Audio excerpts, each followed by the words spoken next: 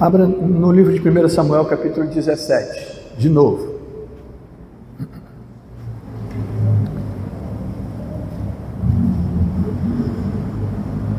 Primeira Samuel 17. Eu vou ler o verso 40 e depois o 45. Amém? Bem conhecido. 40, diz assim: tomou o seu cajado na mão e escolheu para si 5 pedras lisas do ribeiro, e as pôs no alforje de pastor, que trazia, a saber, um surrão.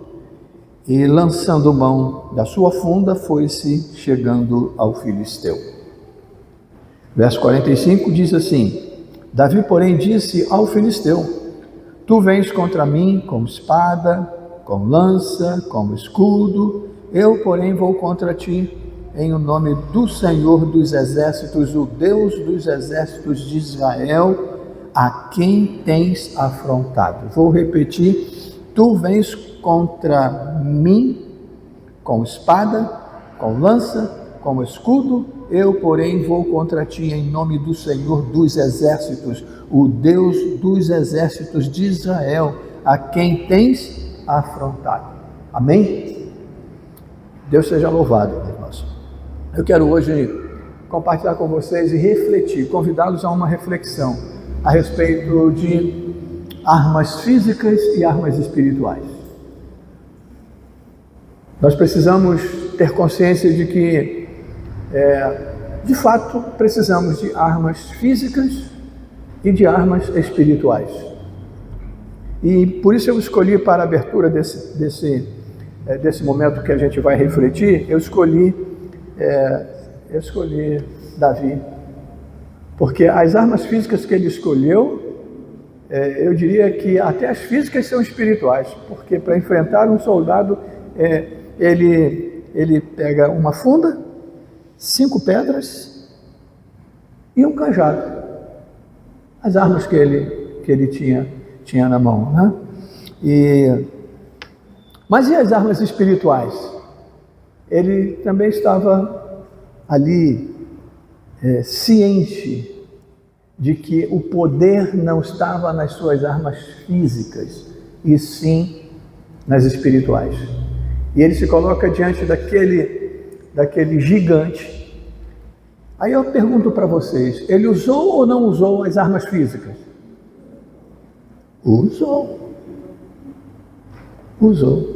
Agora eu pergunto para vocês: o poder daquela vitória estava nas armas físicas ou nas espirituais?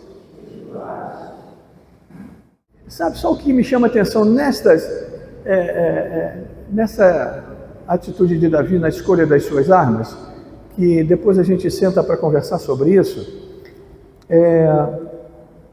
Ele escolheu pedras específicas. O texto diz pedras lisas.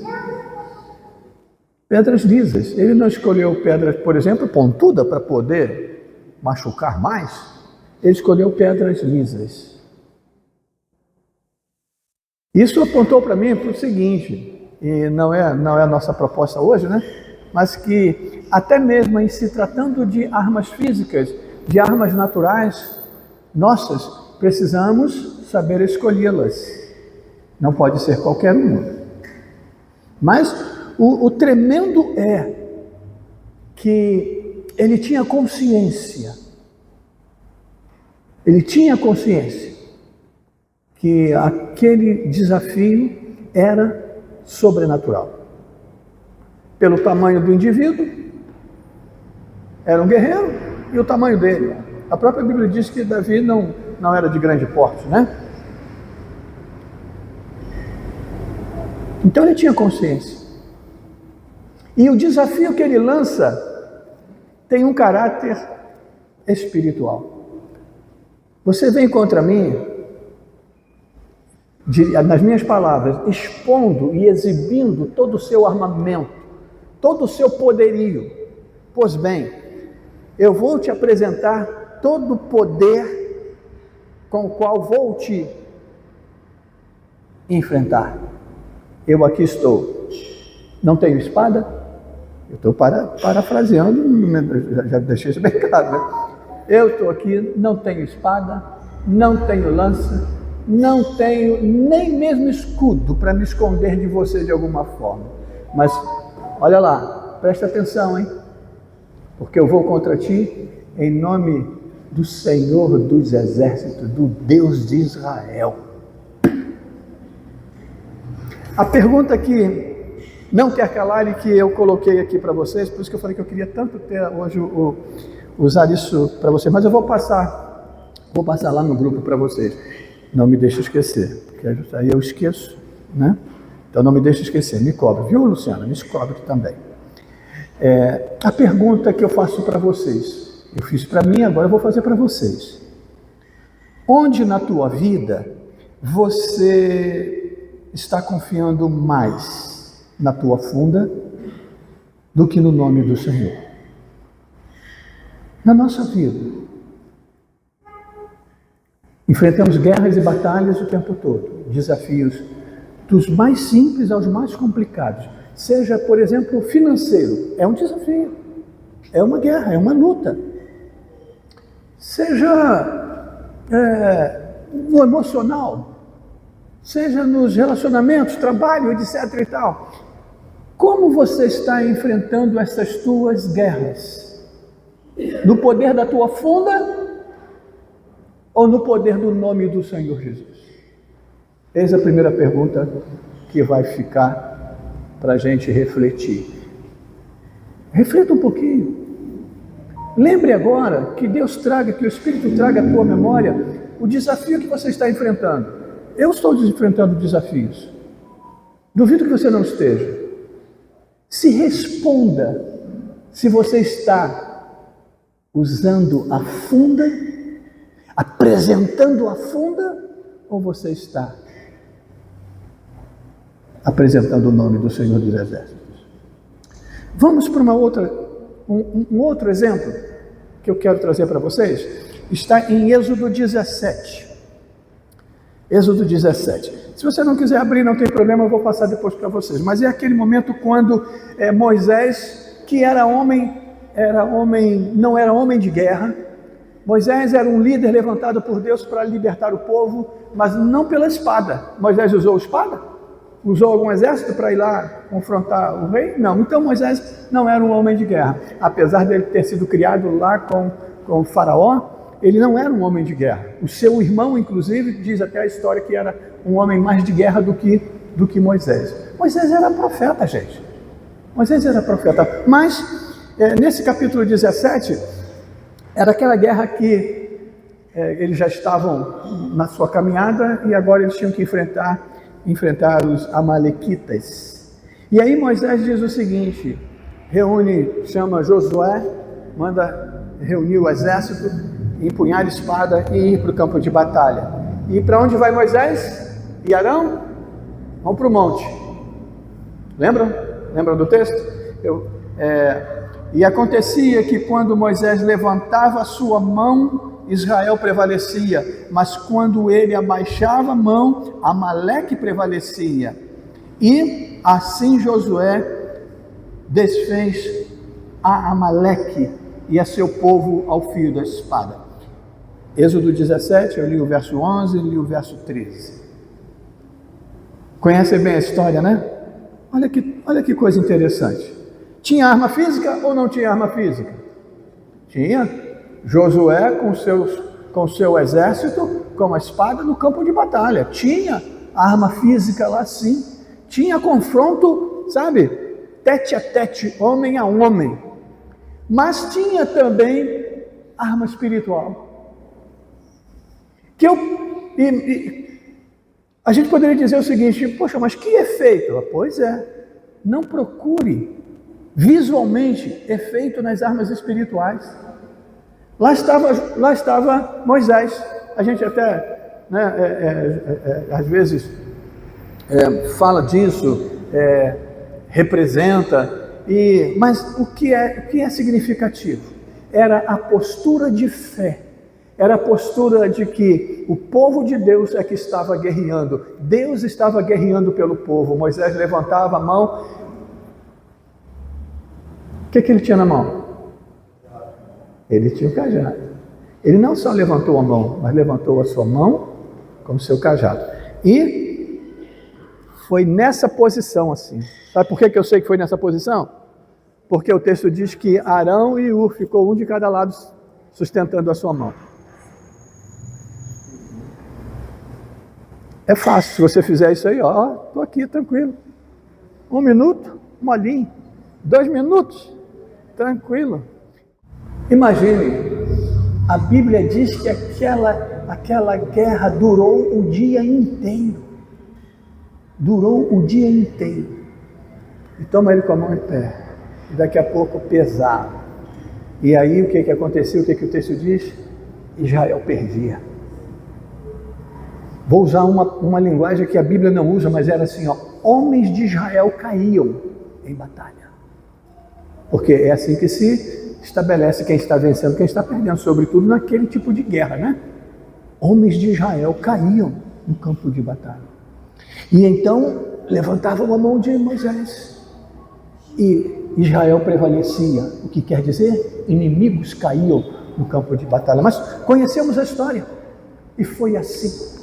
Uma estratégia onde tínhamos literalmente armas de guerra, de confronto e armas espirituais. Trabalhando simultaneamente, harmoniosamente. Uma condicionada à outra. Preste atenção nisso. Às vezes, meus irmãos, precisamos de armas de guerra. E aqui eu vou estabelecer de novo. Davi, pedras lisas, específicas. Aqui, aquelas espadas só prevaleciam quando o espiritual estava voltado para cima, olhando para cima. Todos nós precisamos de armas físicas, precisamos de armas de confronto, mas nunca pode ser armas que não estejam alinhadas com o espiritual. Ou seja, não pode ser armas de desonra, não pode ser uma arma qualquer. Pedras lisas, espadas alinhadas com o espiritual. Tremendo, né, meus irmãos? Tremendo. Problema que você está vivendo não pode ser resolvido simplesmente na força da tua espada. Mas a tua espada precisa estar alinhada com o Senhor, comandada pelo Senhor, alinhadas com o Senhor. E aí eu faço uma pergunta para vocês. Quem são as pessoas que sustentam você em oração quando você está na linha de frente? Quem são as pessoas que estão te sustentando no espiritual? Com quem você está alinhando a tua espada? A nossa espada. Seja no trabalho, seja na escola, para quem está na escola, em casa. Com quem você está alinhando suas atitudes, suas ações, sua espada? Estão compreendendo? Estão me acompanhando?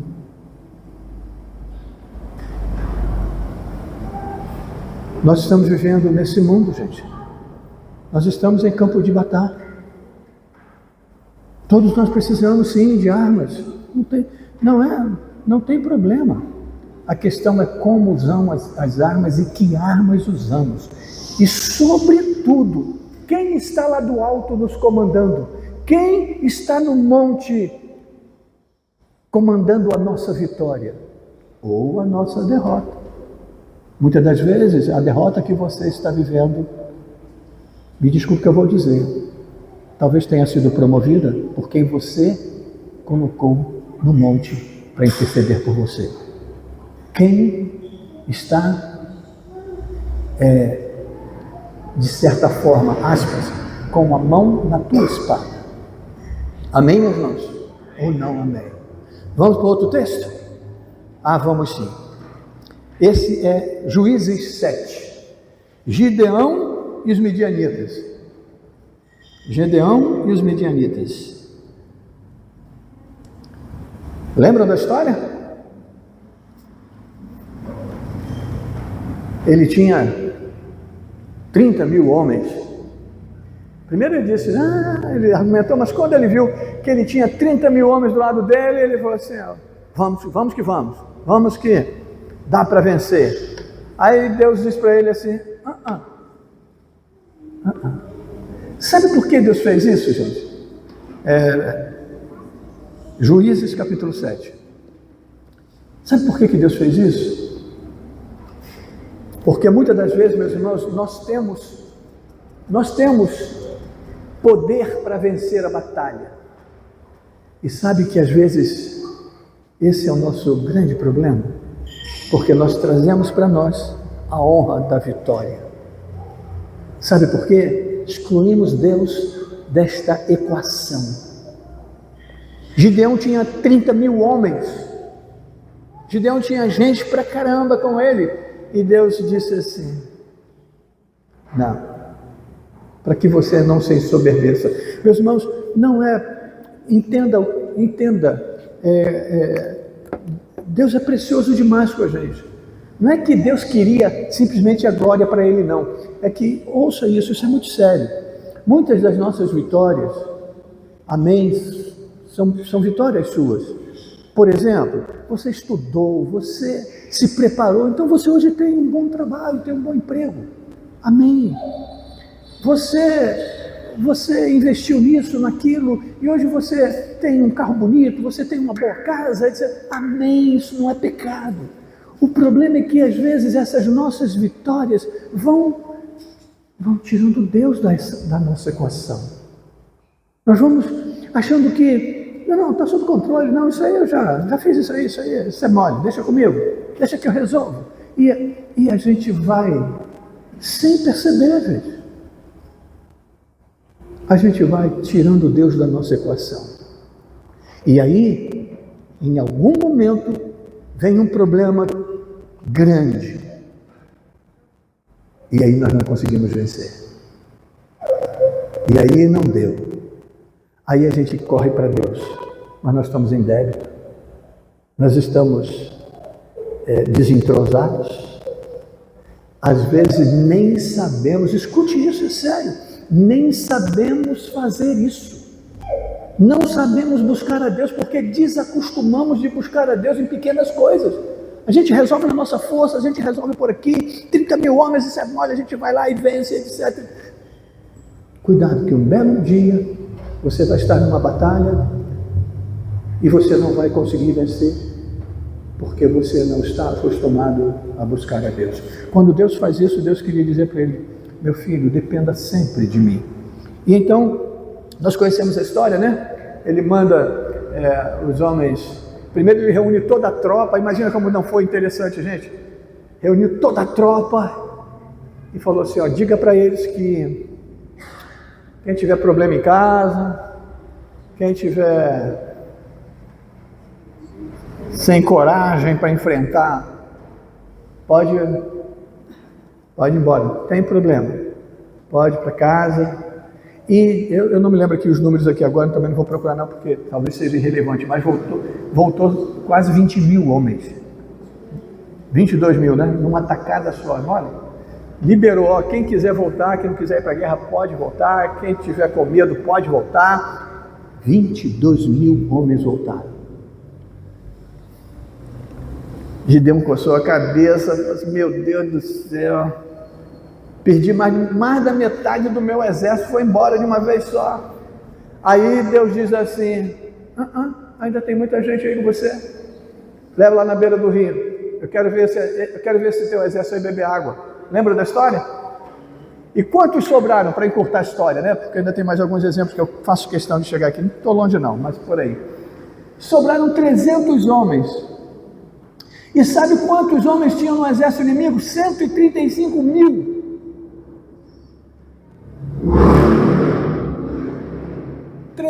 300 homens vão enfrentar mais de 100 mil homens. Tá, não, aí não dá. Aí, meu filho, olha, Deus teve, vocês conhecem a história, né? Deus teve trabalho com o Gideão para ele entender que era Deus. Toma a lãzinha daqui, toma a lãzinha dali, lembra da lã? Né? E vai lá no território inimigo. Ele estava com 300 homens.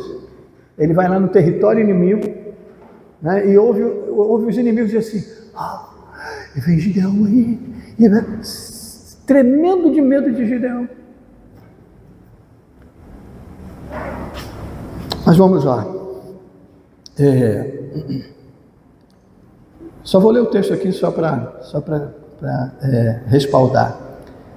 E disse o Senhor a Gideão: com estes 300 homens que lamberam a água vos livrarei, e darei os midianitas na tua mão. Portanto, todos os demais se retirem, cada um ao seu lugar.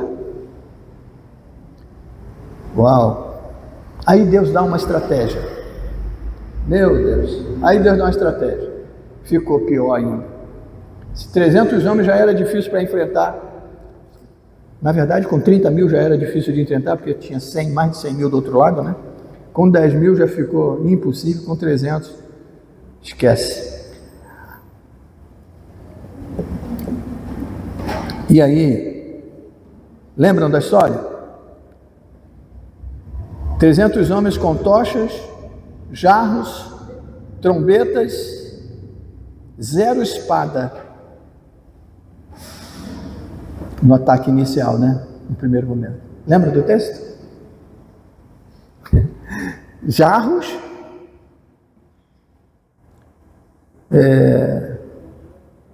trombetas, tochas e 0 espada. Vamos lá, quer olhar o texto? Esse texto é Juízes, capítulo 7.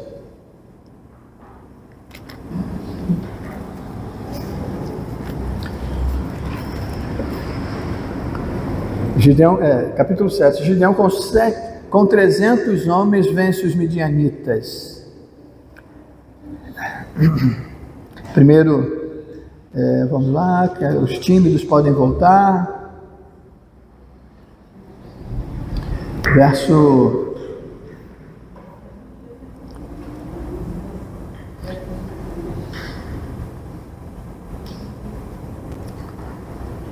Verso 7 diz assim: então disse o Senhor a Gideão: com esses 300 homens que lamberam a água, eu vos livrarei e entregarei os midianitas nas tuas mãos, pelo que a outra gente toda que se retire, cada um para o seu lugar. Tomou o povo provisão nas mãos e as trombetas. Gideão enviou todos os homens de Israel, cada um à sua tenda, porém os 300 homens reteve consigo. Estava o arraial dos midianitas abaixo dele, no vale. Sucedeu que naquela mesma noite o Senhor lhe disse: levanta-te e desce contra o arraial, porque o entregarei nas tuas mãos. Se ainda temes atacar, desce tu com o teu moço pura ao arraial, e ouvirás o que dizem. Depois, e aquele texto que eu falei, que ele chega lá no meio dos inimigos, e eles estavam com medo do próprio Gideão. É que eu quero chegar um pouquinho mais adiante.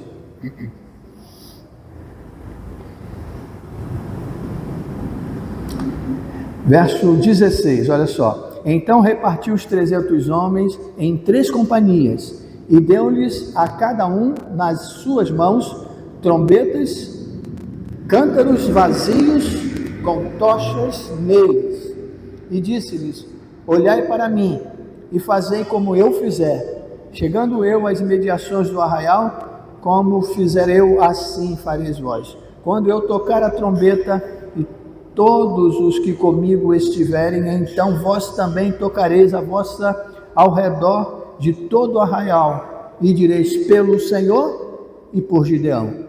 Chegou, pois, Gideão e os 100 homens que com ele iam às imediações do arraial. Ao princípio da vigília média, havendo pouco tempo antes de trocar as guardas, e tocaram as trombetas e quebraram os cântaros que traziam nas mãos. Assim tocaram as 3 companhias as trombetas e despedaçaram os cântaros e seguravam na mão esquerda as tochas e na mão direita as trombetas e tocavam e exclamavam: espada do Senhor e por Gideão.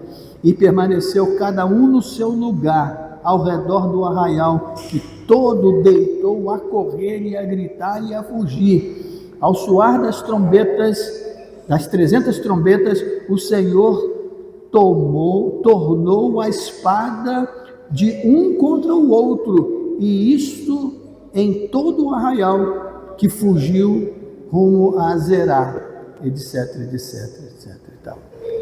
Tremendo, né? Eu fiz questão de ler a história, que ela é muito interessante. Mas olha só, por que eu li? Eu quero chamar a atenção de vocês.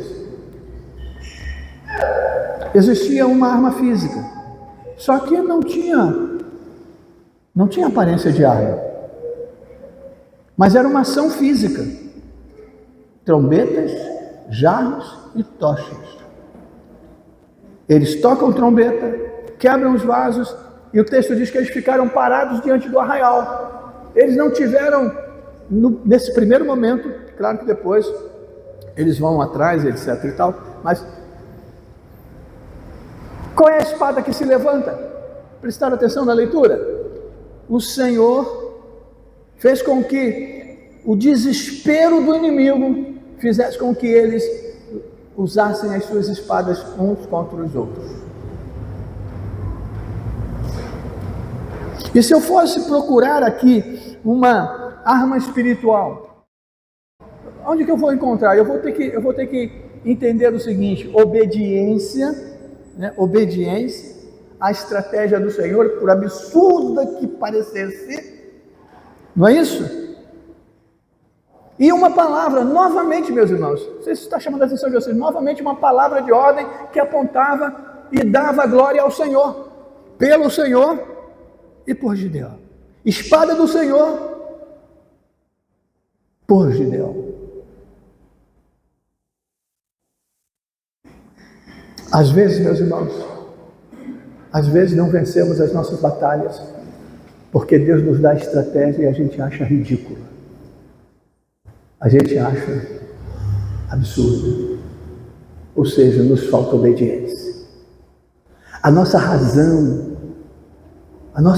jamais vai admitir que com 300 homens eu vou vencer uma guerra contra 100.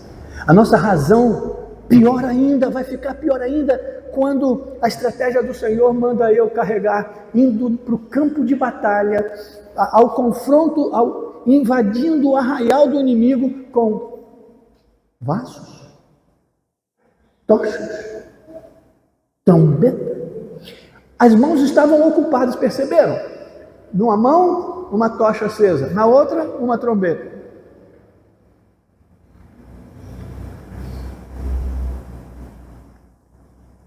A pergunta é: o quanto você tem ignorado o sobrenatural de Deus? Porque o sobrenatural de Deus sempre será absurdo para nós. E muitas das vezes você não vive, nós não vivemos o sobrenatural de Deus porque nós questionamos, nós duvidamos. Porque a nossa visão, a nossa natureza faz com que a gente olhe ao nosso redor. Como é que eu vou enfrentar essa situação de braços cruzados? Como é que eu vou enfrentar essa situação olhando para cima, levantando as mãos e dando glória a Deus? Como é que eu vou enfrentar essa situação? E aí eu fico buscando as minhas alternativas. Gideão se sentiu corajoso quando ele viu 30 homens ao lado dele. Se acovardou quando esses 30 mil virou 10 mil. Ficou doido de vez quando viu 300 homens. Tanto que, mesmo depois de ter visto o milagre lá, né? O sinal, Deus teve que levar ele lá atrás das linhas inimigas para ouvir o inimigo. Olha que absurdo! Olha que absurdo! Deus teve que deixá-lo ouvir o inimigo.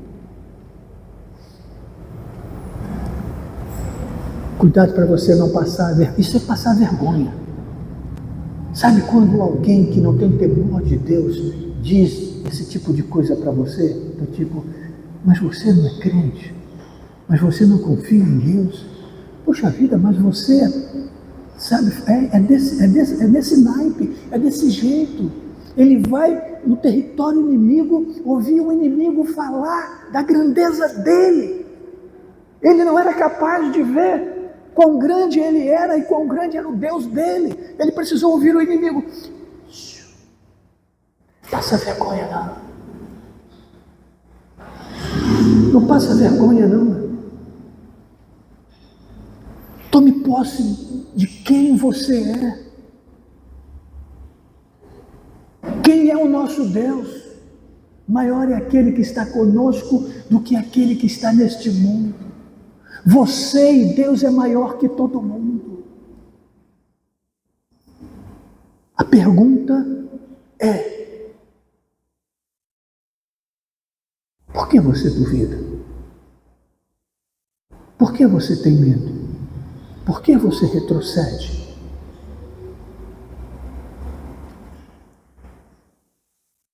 Tremendo, né, meus irmãos? Tremendo. Vamos mais uma? Tem mais de uma. Vou escolher uma só, porque senão vocês vão brigar comigo. Já são 8h30. Vou escolher uma só. Eu queria falar de Neemias, mas então vou só falar, depois vocês olham lá. Lembra de Neemias? Numa mão, a espada, e na outra, a colher de pedreiro, sei lá, a pá, sei lá o que era, mas com a mão eles faziam a obra, com a outra eles empunhavam a espada. Por quê? Porque a qualquer momento eles poderiam ser solicitados para enfrentar o inimigo. Lembra que Neemias diz assim, olha, comigo vai estar a trombeta. Quando eu tocar a trombeta, ele até dividiu assim, né? Um grupo trabalhava aqui num lugar nas muralhas, outro grupo ali, outro grupo ali, outro grupo ali e acolá. Mas eles estavam avisados e preparados para o seguinte: onde tocar a trombeta era toque de batalha, de perigo. Então todos deveriam se dirigir para aquele ponto, para ajudarem e enfrentarem o inimigo. Mas eu vou falar sobre isso depois, porque isso é um pouquinho mais interessante, porque fala também da solidariedade, da cobertura mútua que nós precisamos ter uns com os outros. Então eu vou pular essa. Vocês, quando eu não mencionei isso aqui na apostila, talvez vocês não vão ver, mas pensem nisso quando vocês forem ler lá. Vamos lá.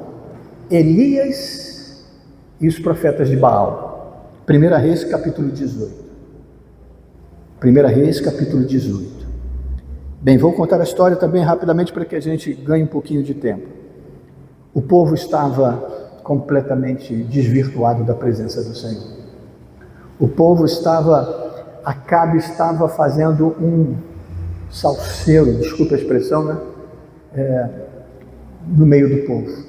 O povo estava completamente afastado do Senhor.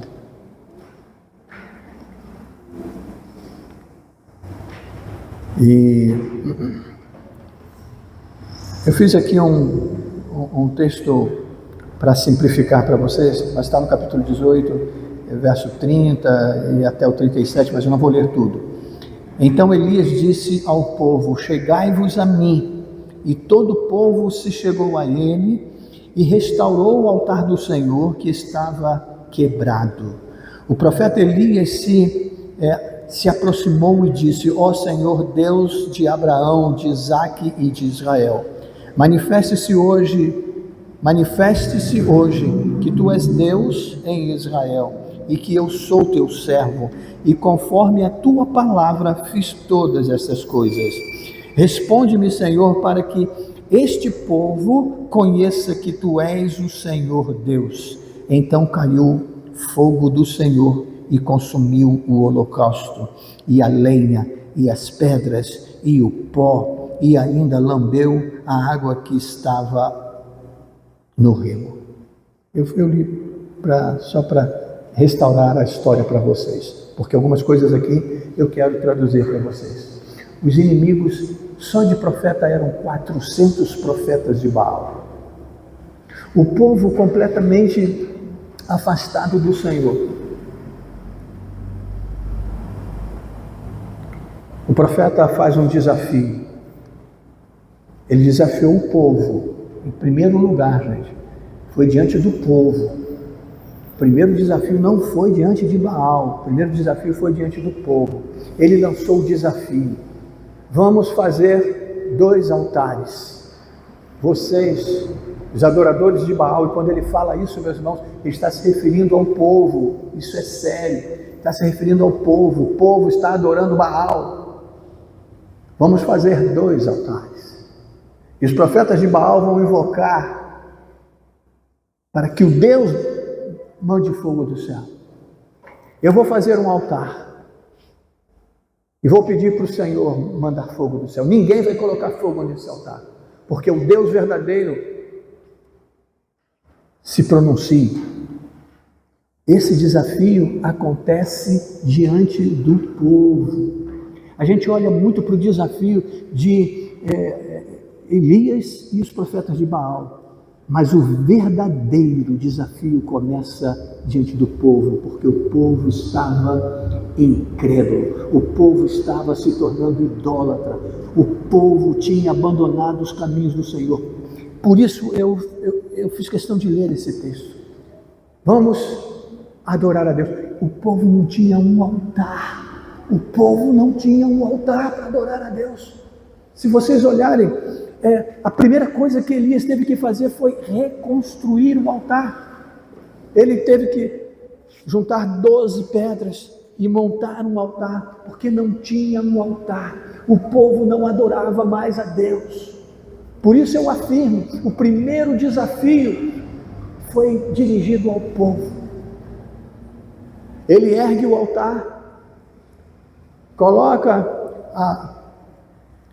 a madeira, coloca o novilho e ainda manda o povo, pode trazer água e jogue água. Ele mandou cavar em volta do altar uma vala e jogou água até, olha só gente, até que a vala ficasse cheia de água.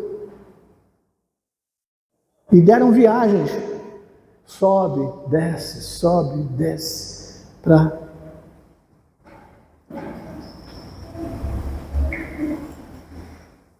só então, tendo o altar restaurado, ele invoca a presença do Senhor. E a oração dele, meus irmãos, a oração dele não foi desafiando Baal, foi desafiando o povo. Para que o povo saiba que tu és Deus, o Deus de Israel. E aí a gente conhece a história. Desceu fogo do céu, consumiu a lenha, consumiu o novilho, secou a água em volta. Por que eu coloco isso aqui se eu estou falando de armas? Por que eu coloco isso aqui? Armas físicas e armas espirituais. Escute, por favor.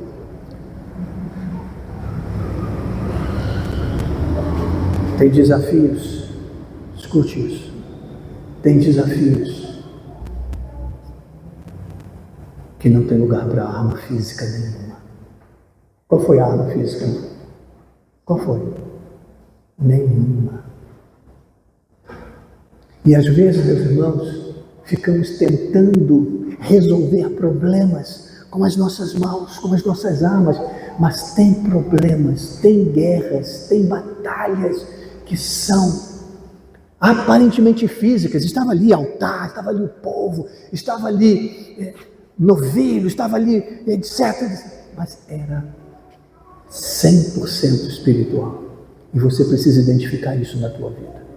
Tem amarras que o diabo coloca na nossa vida para nos cegar. E a gente fica lutando, dando soco contra a parede. A gente fica numa guerra. As coisas estão difíceis, as coisas estão difíceis, as coisas estão difíceis. Eu estou... é porque você ainda não entendeu que é espiritual. E que você precisa de parar. Encarar o desafio e ouvir Deus, ouvir o profeta. Às vezes, meus irmãos, a dureza do nosso coração é tão grande que nos cega, a gente não consegue ver o mover de Deus. O que você está esperando? Descer fogo do céu? Para quê? Para consumir você? Para consumir você? Porque se o fogo do céu descesse sem arrependimento,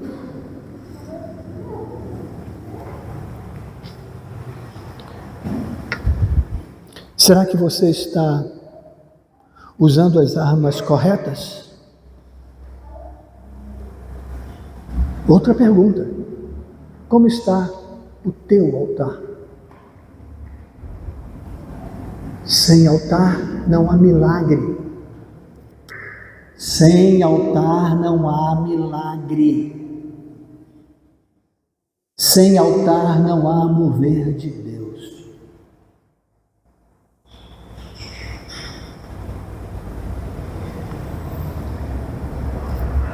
Vou dizer uma coisa para vocês, muito feia, mas vou dizer para vocês. Estou diante do povo de Deus. Escute o que eu vou dizer agora. Na casa de qualquer macumbeiro tem um altar que ele idolatra, que ele rega. Eu trabalhei, o gerente do meu lado, todos os dias ele trocava as flores do altar dele. Todos os dias. Se ele viesse correndo ou tivesse algum atropelo, ele mandava a secretária: vai lá na floricultura, traz as minhas flores, que eu não consegui parar de sentar. Tem casa de crente que nem altar tem, que a Bíblia já virou objeto de estante. Sabe aquelas Bíblias que a gente lê no carro, nos painéis de carro? Toda escabufada, todas avessas assim, mas o cara está lá, carregando a Bíblia. É um bobo, é um coitado, não entendeu nada. Restaura o altar. Restaura o altar.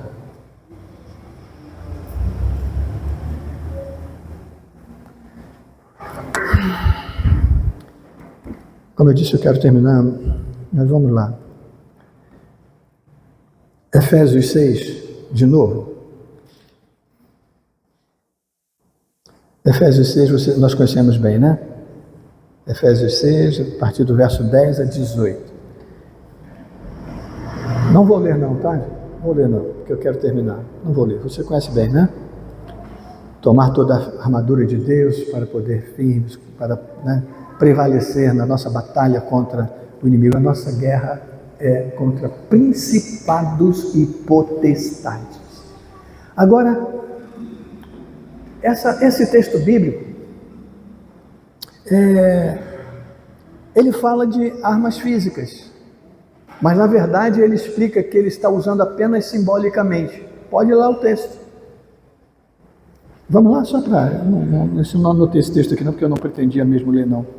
Só para mostrar que naquele texto que fala de capacete, que fala de espada, ele o tempo todo ele faz questão de explicar para vocês que a espada que não é espada, é capacete que não é capacete, é armadura que não é armadura, é couraça que não é couraça, mas são os símbolos das verdadeiras armas que nós precisamos. Quer ver? Eu vou ler aqui, né?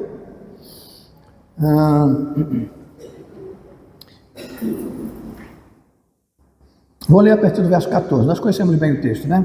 Estai, pois, firmes, cingindo-vos com a verdade e vestindo-vos da couraça da justiça. Calçai os pés com a pregação do evangelho da paz, embraçando sempre o escudo da fé, com o qual podereis apagar todos os dardos inflamados do inimigo. Tomai também o capacete da salvação e a espada do Espírito, que é a palavra de Deus, com toda oração e súplica. Perceberam? Está falando da palavra de Deus, está falando da verdade, da justiça, do evangelho, da fé, da salvação, do Espírito Santo e da oração. Se as tuas armas físicas forem meramente físicas, elas não vão te dar vitória. Não vão te dar vitória. Paulo estava falando que mesmo as armas físicas, elas precisam ter significado espiritual na nossa vida. Que o capacete é da salvação, a couraça é da justiça, a espada é do Espírito. Amém, meus irmãos? Isso é muito, mas muito, muito, muito forte. Eu vou terminar assim, ó. A Bíblia não despreza a ação prática. Concordam, né? A Bíblia não despreza. Mas a arma física, sem a espiritual, vira só força humana. Falha. Vou repetir. A arma física, sem a espiritual, vira só força humana e falha. As armas espirituais, sem a ação prática, vira passividade, esterilidade. Às vezes, falamos tanto das armas espirituais, mas se não tiver prática, se não colocarmos em prática, também de pouco adianta. Entendeu? O padrão são os dois juntos, com a espiritual ditando o propósito e as físicas executando. Amém? O padrão são as duas juntas. A espiritual ditando o propósito. Sempre espiritual ditando o propósito. E as físicas executando. Amém, meus irmãos? A nossa vida é uma luta. Aprenda a discernir, a usar as armas certas na hora certa, e você vai ser sempre vitorioso. Sempre vitorioso. Amém, meus irmãos?